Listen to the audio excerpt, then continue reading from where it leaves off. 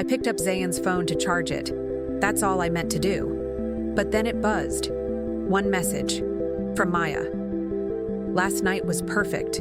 You're mine, Zayn. I froze. No, no, no, no. Maya? My best friend? I opened the thread.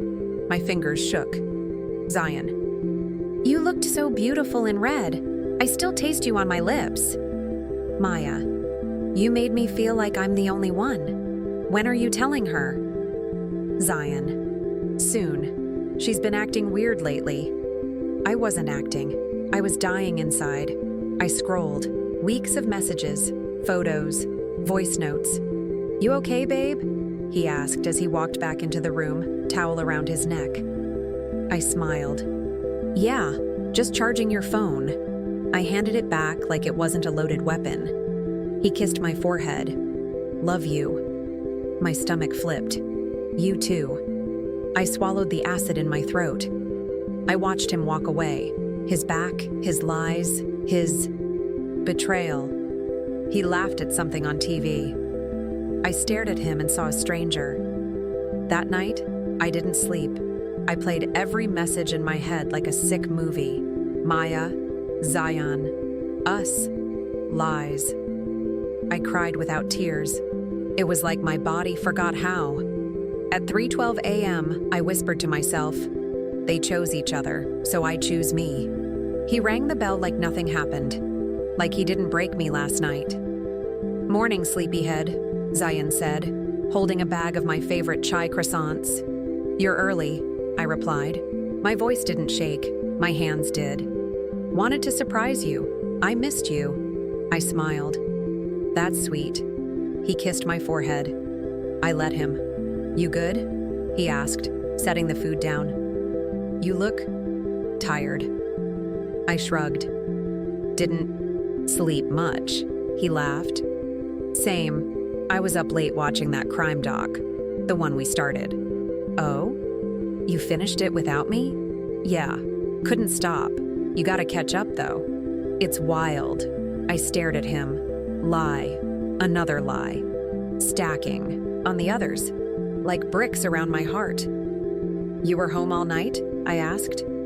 He blinked, just for a second. Yeah. Couch, blanket, popcorn. You know me. I do, I said. That's why I asked. He smiled nervously. Babe, everything okay? I just missed you, I whispered. That part was true. I missed the version of him I thought existed. He pulled me into a hug. I'm right here, but he wasn't. He'd left the moment he chose her. We sat on the balcony. He poured chai, talked about his week, laughed, touched my hand, and I played along. I nodded, smiled, bit my lip when the truth stabbed too hard. Do you love me? I asked suddenly. He looked surprised. Of course I do. Why? He chuckled. Where's this coming from? Just answer. Because you're kind, loyal. You care so deeply it scares me sometimes. And you're beautiful, inside and out. Inside and out. I turned away before the bile rose. You're acting weird, he said. Maybe I'm just tired of pretending. He frowned. Pretending what? That I'm okay. He reached for my hand. Is this about that fight last week? Babe, I told you. No, I interrupted. This is about honesty. Silence. He took a long sip of chai. I'm always honest with you. Maya's message flashed in my brain like a curse. You're mine, Zayn. Later, he went to shower. I opened Instagram. Maya's story. A wine glass. Dim lighting. The caption said, last night, she wore a red top, Zayn's red shirt. The one I bought him. The one he wore when he told me he was homesick. I took a screenshot, saved it in a hidden folder called Lies. He came out, towel around his shoulders. Want to go out tonight? Where? Wherever you want. To a place where secrets die, I almost said. But instead, let's stay in. Perfect. I just want time with you. That evening, he wrapped his arms around me on the couch. We watched the same documentary he claimed to finish. He reacted like it was new. "Wait, he did it?" he gasped. I stared at him. "You already knew that, huh? You said you finished it." Pause. "Oh, no, I meant a different one." I got confused. Lied Thacker 47. I stopped counting after that. "Do you believe in soulmates?" I asked softly. He looked into my eyes.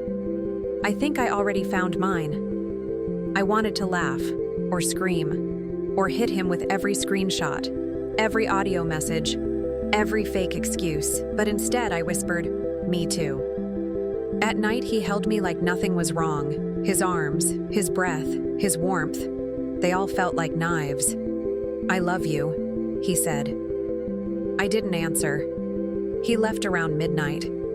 "I'll text you when I reach," he said. I nodded. He kissed my cheek. "Don't forget how much you mean to me." Too late. I locked the door. I slid down to the floor. I covered my mouth to stop the sob from escaping. My phone buzzed. Zayan. Reached. "Miss you already." I opened his chat. Typed, "I know everything." Deleted it. Typed, "How do you live with yourself?" Deleted again. Then I turned the phone off. In the dark, I whispered, "You're not the man I loved. He died. You're just the one wearing his face." "Alina!" She squealed, opening her arms like nothing had happened. I hugged her. "I wish I hadn't." "You look so cute today," she said, taking the seat across from me. "You too," I replied. My voice was steady. My heart wasn't. She waved for the waiter. "I've missed you." I smiled, tight-lipped. "Been busy?" "With Zayan?" she teased. I took a deep breath. "Yeah, him." Maya giggled. "How is Loverboy?" I stared at her. Her eyes sparkled. No shame, no hesitation, just polished nails and poison behind her teeth. "He's great," I said. "You know him." "Oh, I do," she laughed, my stomach twisted. I sipped my coffee. She went on. "You two are like goals. I always tell people that." I choked slightly. "Really?" "Totally. Like, you're so loyal. It's rare these days. You would know." "You okay?" she asked. "You're acting off. Just tired." "Same. Long night." I raised an eyebrow. "Oh?" "Yeah," she said, smirking. "Drinks, friends, the usual." Liar. She wasn't just playing dumb, she was playing me. I stared at the lipstick stain on her straw. Red. Like her betrayal. "Have you ever done something," I said slowly, "that could destroy someone?" Maya blinked. "What?" "Something you can't take back." She laughed nervously. You good, babe?" I smiled. "Just curious." "Well, no, I'm a good girl." She winked. "You're a devil in disguise." After she left, I sat alone. The chair across from me still smelled like her perfume. It made me sick. My phone buzzed. "Zayan. Thinking about you," I typed. "So is Maya." Deleted it. That night I called Nita. "She did what?" she shouted. "With him. My best friend. My sister." "Are you freaking kidding me?" "No." There was silence on the line. Then, "We're not crying. We're plotting. I don't know what to do. We're gonna burn this story down, piece by piece. Alina." Maya waved from across the cafe, smiling like she hadn't gutted me. I smiled back. Fake, tight, controlled. She ran over and hugged me. "God, I missed you. It's been forever." "Forever? Try 3 days. That's how long it's been since she slept with my boyfriend." "Yeah, missed you too," I lied, holding in the bile rising in my throat. We sat down. She flipped her hair, ordered her usual mocha with extra caramel. I remembered how Zayn liked it the same way. Still obsessed with sweet things? I asked. She laughed. You know me, I do now. So, how's Zayan? She asked, sipping her drink. My fingers clenched around my cup. My throat burned. My heart screamed. He's sweet, I said, keeping my voice steady. Her eyes flickered, just for a moment. Guilt? Fear? No, nothing. Still treating you like a queen? She asked, giggling. I leaned forward. Like royalty. Last night was magical. She blinked. Just for a second. "Aw, that's cute," she muttered. "You guys are perfect. Liar. Liar. Lip gloss and lies. How about you?" I asked. "Seeing anyone?" She smiled wide. "Kinda. It's complicated." "Of course it is. Anyone I know?" I tilted my head. She hesitated. "No one important. No name. No shame." "You look really good," I told her. "Red suits you." Her eyes darted up. "Thanks. Just something I threw on." I sipped my coffee. "Yeah, Zayan loves red too." She choked on her mocha. I waited. She laughed it off. "What's with all the Zayan talk?" "You brought him up first." Silence. I leaned back. "Anyway, we should do this more often. Feels like old times." "Totally," she said. "Just us. Girls," she smiled. I smiled. Only one of us meant it. That night, I went to Nita's place. She opened the door, and I collapsed into her arms. "He cheated," I whispered. "Who?" she gasped. "Zayan. With Maya." Nita's face turned to stone. "That witch?" I nodded. I saw the messages, the photos, everything. Nita clenched, her jaw. "What do you want to do?" "I want them to hurt." "Good," she said. "Then let's burn this story down piece by piece." I didn't reply to Zayan's, "Good morning, baby." I didn't reply to Maya's, "Miss you." Instead, I opened the folder on my phone. Lies. Message threads, voice notes, Instagram stories. One photo of Maya in red, one of Zayan shirtless. Same night. Evidence. Every screenshot. Felt like stitching a blade. Not to stab fast, but to slice slow. Zayan called again. I watched the phone ring. His name flashed like a joke. Then came the texts. Zayan. "Hey, you okay?" Zayan. "Did I do something?" Zayan. "Talk to me." "Babe?" Zayan. "I'm getting worried now." Worried? I was worried when I still loved him. Now? Now I was building a war file. I opened the voice note from Maya. "God, you're so good in bed," she whispered, giggling. "Better than anyone I've ever had." Zayan's voice replied, "You make me forget she exists." I paused, replayed, let the words brand my brain. Then I saved it. Maya messaged again. "Maya, you okay, babe? You've been so distant." Maya. "Is Zayan acting weird or something?" Maya. "Let's talk, please." I didn't answer. Silence is power. Liars panic when you say nothing. I met Nida again. "Collected anything new?" she asked. "Plenty? Show?" "Me." I handed her the phone. She scrolled. Her eyes widened. "Wow, these aren't mistakes. This is betrayal with planning." I nodded. He gave her everything he gave me. Same words, same gifts, same nights. Ready to expose them? Not yet. She raised an eyebrow. Why? Because I want them to sweat first. I want them to wonder when the knife.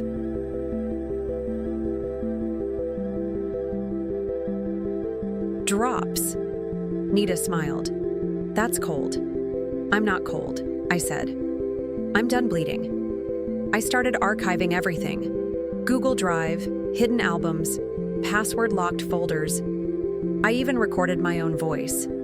This is me, Alina, the girl you thought was blind. I saw everything, and I didn't break. I evolved. That night, Zion stood outside my house. I saw him from the window. He called. Again. "Alina, please. I'm freaking out." I didn't move, didn't blink, didn't break. I just watched him leave. "I made dinner," I said over the group chat. Maya sent a heart. Zion replied, "Finally, can't wait." They came, sat, laughed like nothing was broken. I served them pasta. Then I picked up the remote. "Watch this," I said. The TV lit up. Zion, "She doesn't matter." Maya, "You're mine now." Zion, "I'll tell her soon." Their voices echoed across the room. Zion dropped his fork. Maya's mouth parted. "Alina," I stood, looked them dead in the eyes. "Now it's my turn to lie." I smiled. "I forgive you." Then I walked out, let them eat silence. Zion called 22 times. I let it ring. Blocked him. Then Maya messaged, "Please, talk to me. Please." Blocked. Zion showed up the next evening, standing outside my gate, shirt wrinkled, eyes red. He knelt, cried, whispered my name. I watched through the window, cold, quiet, unshaken. Then I drew the curtain. No stage for liars. Maya posted sad quotes. "People leave when you need them most." I laughed. She didn't need me when she was in his bed. Now I was free. Not his, not hers, not broken. I was mine. And I was done performing grief for people who wrote my pain like a joke. I opened the gallery. Us, smiling, kissing, lying. I stared at the memories until they felt like strangers. Then, without flinching, delete, delete, delete. Some nights still hurt, but the tears were gone. Now, I just choose myself. Zion. "Alina, please don't hang up. Just listen. 1 minute, I beg you." I stared at the message. It came from a number I didn't know. Then another. "Zion, I miss you. I miss us. I'm sorry." I waited 3 days, then replied, "Me. I missed me too." Nita. Texted me screenshots from Maya's Instagram. She was with someone else. Dubai, Louis Vuitton bags, poolside kisses. Zion wasn't in the frame anymore. His story? Private. His profile? Silent. I heard the rest from Faizan. "Bro lost his job," he told Nita. "HR found something. Messaging someone in the office. Inappropriate stuff. Karma doesn't knock, it breaks the door down." Another message came a week later. "Zion, can we meet? Please, just once." I sent a single word, "Me." Park. He was already there when I arrived, slouched on a bench. Hoodie, face unshaved, hands shaking. He looked up and froze. "Wow," he said. "You look different." I smiled. Peace does that to a person. He stood up. "Thanks for coming." I nodded. "Talk." "I don't even know where to begin." "Try the part where you wrecked me." He swallowed. "I messed up. I was stupid, weak." "And Maya?" "She left," he whispered. "Said I wasn't enough." I laughed. "Irony is delicious." "I lost everything, Alina." "No," I said. "You gave it all away." He sat back down. "I think about you every day." "Should have done that before unzipping your guilt." He winced. "I didn't mean to hurt you." "But you did. Every time you kissed her and came back to me." He rubbed his eyes. "I deserve this." I stared at him. "You deserve silence, but I'm here because I wanted you to see what healing looks like." His voice cracked. "Do you still love me?" I took a deep breath. I did. I really did. But I love myself more now. He started crying. "I'm sorry. I was scared. I didn't want to lose you." "You did lose me. The second you made me compete with someone who was supposed to be my sister." He shook his head. "I hate myself." "You should. That's the first honest thing you've said today." He kept talking, begging, breaking. I listened, then stood. "I forgave you," I said. "Not for you, for me." He looked up. "Then can we try again?" "No, please." I leaned down. "You left me alone once. Now it's your turn." I walked away, shoes clicking, head high, spine unshaken. Behind me, the boy who once had me cracked, and I didn't turn back. Not once. I wasn't looking for anyone, not love, not hope. Definitely not a new beginning. I just wanted a quiet afternoon and a good book. The bookstore smelled like paper, dust, and peace. Then he walked in. Dark hair, calm eyes, a little lost in the poetry aisle. "Is that one good?" he asked, pointing to the book in my hand. I glanced at the cover. "Rupee Kaur. It hurts," I said. "In a good way." He smiled. "Then I'll buy 2 copies. I raised an eyebrow. "Why 2? One for me. One for someone I haven't met yet." I smirked. "Smooth." "No," he said. "Honest." His name was Danielle. We sat by the window and talked about books, about silence, about how people love too fast and lie too slow. He didn't ask for my number. He asked for my story. I gave it to him. All of it. Zion, Maya, the lies. The breakdown, the recovery. I expected a wince, pity, judgment. Instead, "You didn't deserve that," he said. "No pity, just truth." For the first time, I believed it. "Do you still hate them?" he asked softly. "No," I replied. "I just don't remember who I was when I needed them." "That's healing," he said. "And you?" I asked. "Ever been broken?" "Yeah," he replied, but I glued myself back without pretending I wasn't cracked. We sat for 3 hours. No flirting, no pretending, just 2 people bleeding, a little slower. At the end, he said, "You don't have to trust me now." "I know," I said, "but if you ever do..." He paused. "I won't make you regret it." And he hasn't. Not once.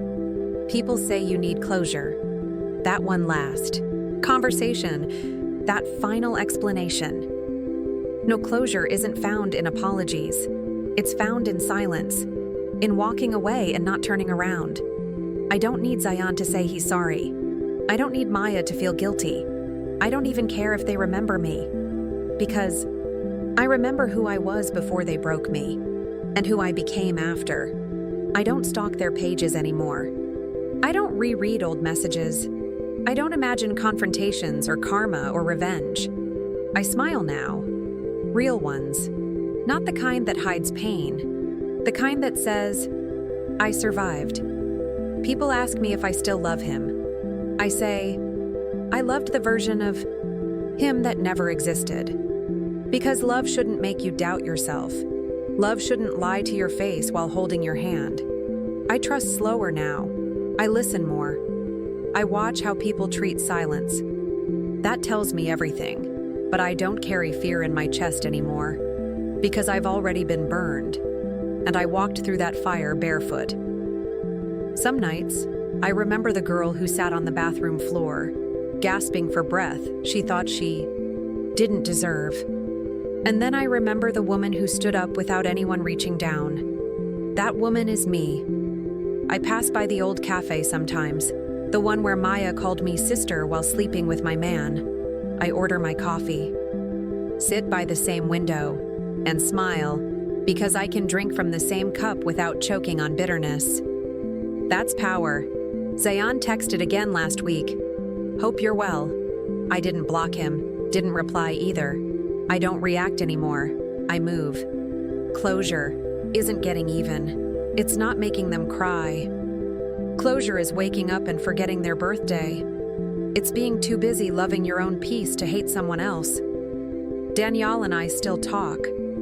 He listens more than he speaks. He doesn't fix me. He doesn't try. He just holds space. And sometimes that's all healing needs. This isn't a love story, not in the way people expect. It's not about getting him back or falling for someone new. It's about getting me back. The real love story is the one I write every morning, when I look in the mirror and finally see someone I'd never betray. Don't need closure, because I'm not an open wound anymore. I'm a scar, stronger, tougher, and beautiful in my own damn way. I don't need revenge, because I watched karma kiss them on the mouth and leave bruises. Don't need their regret, because I no longer shape my worth around the people who failed to see it. I was the girl who cried over text messages, who begged for honesty, who thought love meant sacrificing parts of herself. Not anymore. Now, I walk into rooms like storms, quiet, powerful, unstoppable. Not for him, not for them, for me. I don't need closure. I am the ending, and I've never felt more whole.